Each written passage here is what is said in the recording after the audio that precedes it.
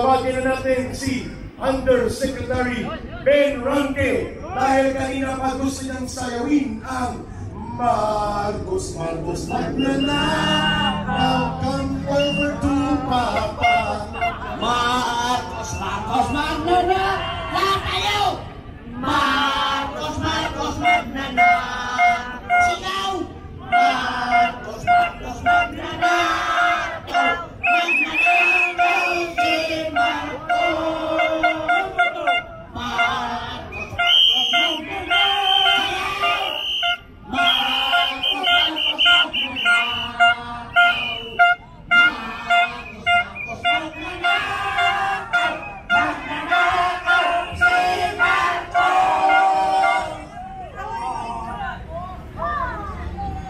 Sino bang gusto magsalita?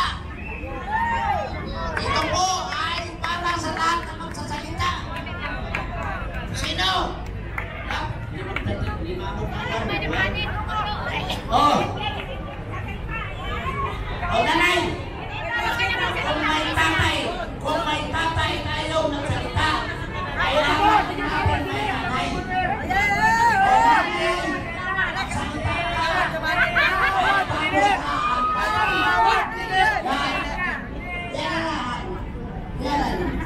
Ikaw na mag-identify sa iyong sarili ang isang requirement mo dito.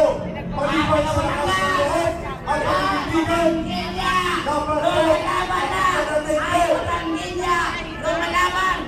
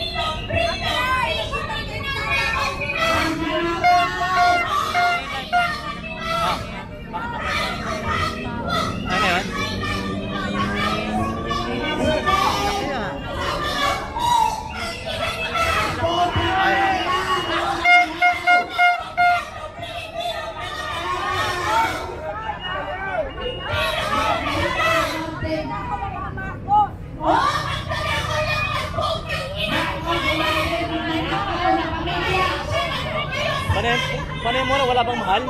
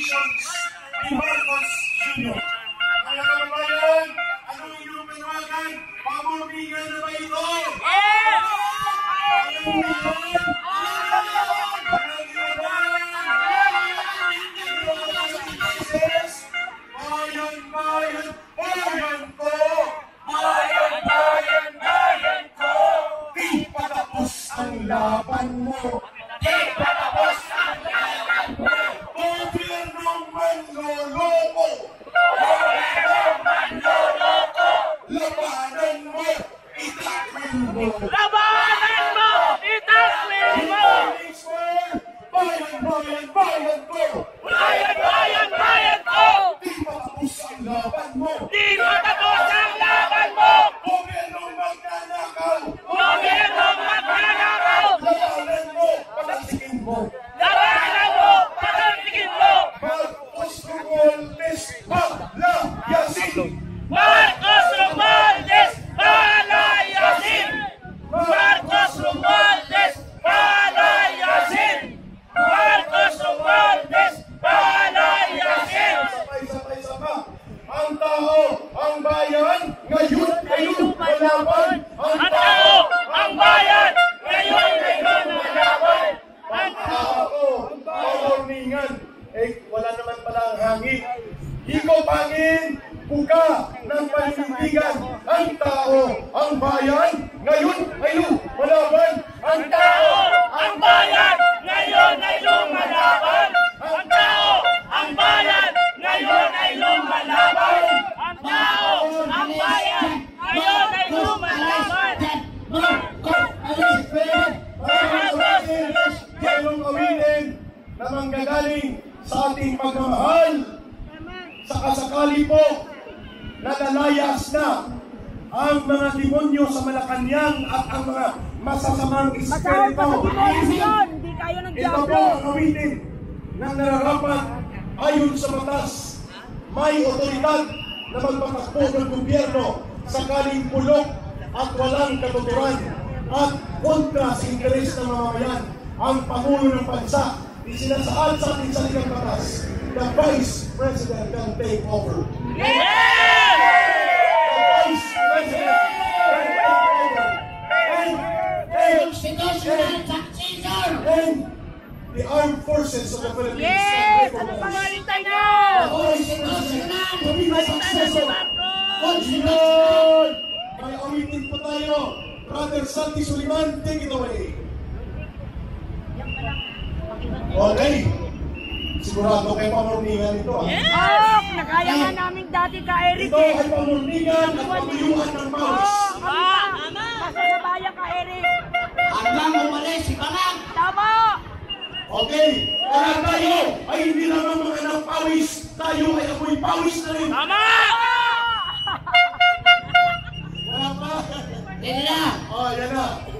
At dahil dyan, nagpapasalamat tayo kay Atty. Trixie Cruz Angeles sa kanyang pakikipagkaisa.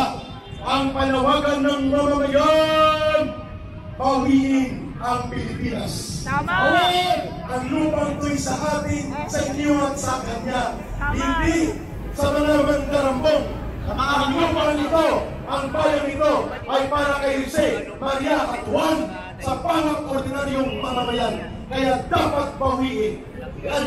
Bawiin!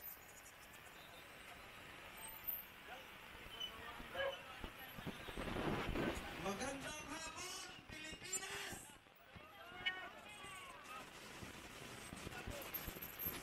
Kaya po tayo narito sa Israel upang manawagan ng mapayapa at ayaw natin ng gulo. Ayaw natin manggulo.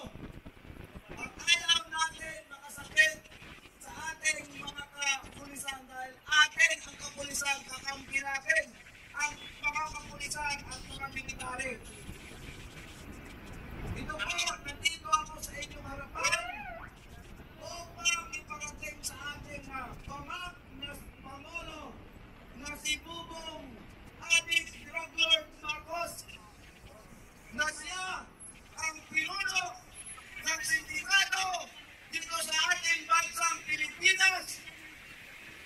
Sa kanya lahat ng gagaling at sa kanya siya mismo ang nagdidirect sa mga nakawan at tungkol sa blood control, patungkol sa drugs.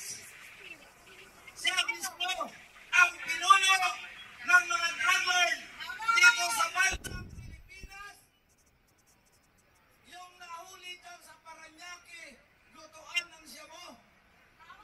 Ngayon, nakulong ba? Hindi. Isinama pa nila noong pumunta sila sa Italy.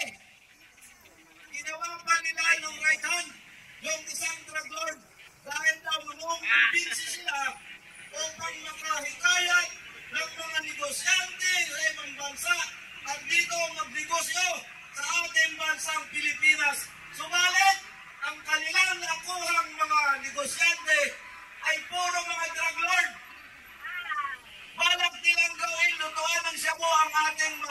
bansang Pilipinas. Kaya huwag nating pahintulutan, huwag natin pahintulutan ang kagustuhan ng ating bangag at drug lord na presidente na pinakasinungaling sa buong mundo. Harap-harapan tayong niloloko, harap-harapan tayong inilulubog sa baha, harap-harapan tayong pinapagapang sa kahirapan, pinapagapang sa kagutungan, sa pamamagitan ng kanyang pagsisinungaling, pagnanakaw sa buwis ng bayan, at paglustay ng bilyon-bilyon sa labi, at ang kanyang ninanakaw sa kasalukuyan. May ebidensya ako dyan na pinangahawakan. Yan ay aking kinukomento sa radyo. Hindi ko lang babanggitin ko sa akong radyo. Nandyan lahat ang mga press release, hawak ko. Umaabot na ang ninanakaw ni Marcos mula noong 2022 hanggang ngayon 25. Umaabot na ng 1.3 trillion. 1.3 trillion. At kamakailan lamang po, tinawagan sila ng Hong Kong sapagkat mayroon silang deposito roon na gold umaabot ng 350 tons. Ngayon, idinimanda sila ng Hong Kong. Kaya ngayon, tuloy-tuloy ang investigasyon ng mga Marcos dyan sa lugar ng Hong Kong. Nandirer ang ikinaso sa kanila at ang pira umaabot ng 887 billion dolyar. Ngayon, yung ating mga reporter, hindi natin kawayan. Pero ang nakapagtataka lang, bakit hindi nila ibinabalita ang patungkol sa pira dyan ng mga Marcos sa Hong Kong at 350 tons gold. Nasaan na sila? Sana ibalita nila yan. Ibalita nila dahil kasama sila, apektado sa mga pagnanakaw, apektado sa kahirapan, apektado sa kagutuman, apektado sa pagbabaha dito sa ating bansang Pilipinas na niyuyurakan ng kasalukuyang gobyerno, ginagaasa ang buwis ng mamamayang Pilipino. Maraming salamat. Mabuhay po tayong lahat. Suportahan nyo ang aming panawagan dahil ito patungo na po tayo sa EDSA 3. Maraming salamat. Mga kababayan, practice mo na practice para kung lumapit tayo hanggang Mindiola, ito ang maririnig ni Marcos bilang kalaban at kaaway ng sambayanang Pilipino. Sundan nyo lang si Ka-Eric at ito ay ating ipapalaganap bilang boses